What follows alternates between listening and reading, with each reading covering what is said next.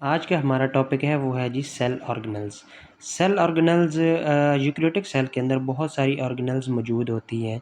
हर का एक अपना एक स्पेसिफिक फंक्शन होता है। जिस तरह हमारे पास न्यूक्लियस हो गया, माइटोकॉन्ड्रिया हो गया, एंडोप्लाज्मिक रेटिकुलम, डिफरेंट ऑर्गेनेल्स हर का एक अपना स्पेसिफिक फंक्शन होता है। आज हमारे पास जो है फर्स्ट ऑफ ऑल हम डिस्कस करेंगे न्यूक्लियस को। न्यूक्लियस ये more than 95% of cells DNA पर मुश्तमिल होता है। ये control centre of the eukaryotic cell होता है। फिर हमारे पास हम इसकी स्ट्रक्चर की बात करें तो इसमें न्यूक्लियर एनवेलप होता है। एनवेलप के अंदर हम पोर्स जिनको हम न्यूक्लियर पोर्स कहते हैं। फिर क्रोमैटिन होता है, न्यूक्लियोलस होता है और न्यूक्लियोप्लाज्म। अब हम इसकी शेप को डिस्कस कर लेते हैं। न्यूक्लियस की स्ट्रक्चर की बात करें तो हमारे पास ये न्यूक्लियर एनवेलप होता है। इसमें जो पोर्स होते हैं इनको हम न्यूक्लियर पोर्स कहते हैं। इनके फंक्शन हम बाद में डिस्कस करते हैं।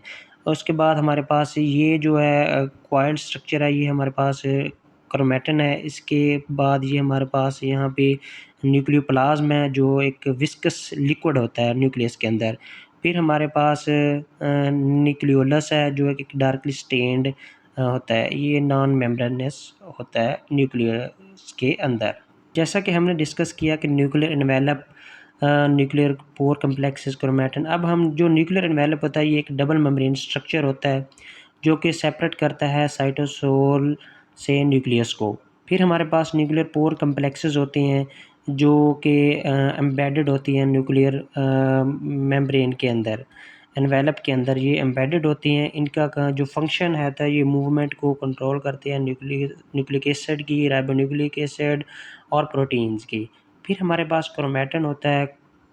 तो क्रोमैटिन जो होता है वो हमारे पास DNA, RNA, proteins, coiled structure होता है न्यूक्लियस के अंदर। Darkly stained with certain dies.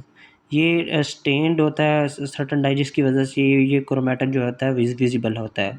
फिर न्यूक्लियोलस जो होता है वो एक हमने जिस तरह के डिस्कस किया कि डार्कली स्टेन्ड है, ये नॉन मेम्ब्रेनस होता है। तो ये न्यूक्लियर एनवेलप के साथ मौजूद होता है। फिर हमारे पास न्यूक्लियोप्लाज्म होता है जो एक विस्कस लिक्विड होता है। हमने डिस्कस किया कि न्यूक्लियस के अंदर तो इसका जो इसमें जो डिफरेंट किस्म के एंजाइम्स होते हैं, डीएनए पॉलीमरेज, आरएनए पॉलीमरेज।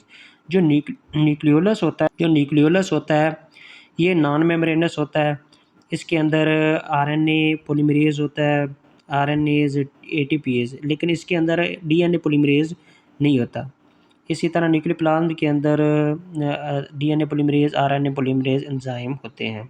अब हम फंक्शन को डिस्कस करते हैं। इसमें जो न्यूक्लियस के अंदर डीएनए रेप्लिकेशन और RNA transcription of the DNA होती है। न्यूक्लियोलस इसमें वो साइट है जहाँ पे आरएनए की सिंथेसिस होती है।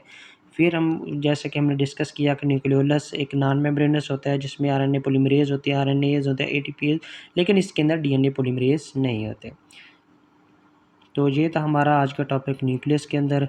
तो इंशाल्लाह नेक्स्ट वीडियो जो होगी वो हमारी नेक्स्ट वीडियो में इंशाल्लाह हम दूसरी ऑर्गेनल्स को डिस्कस करेंगे।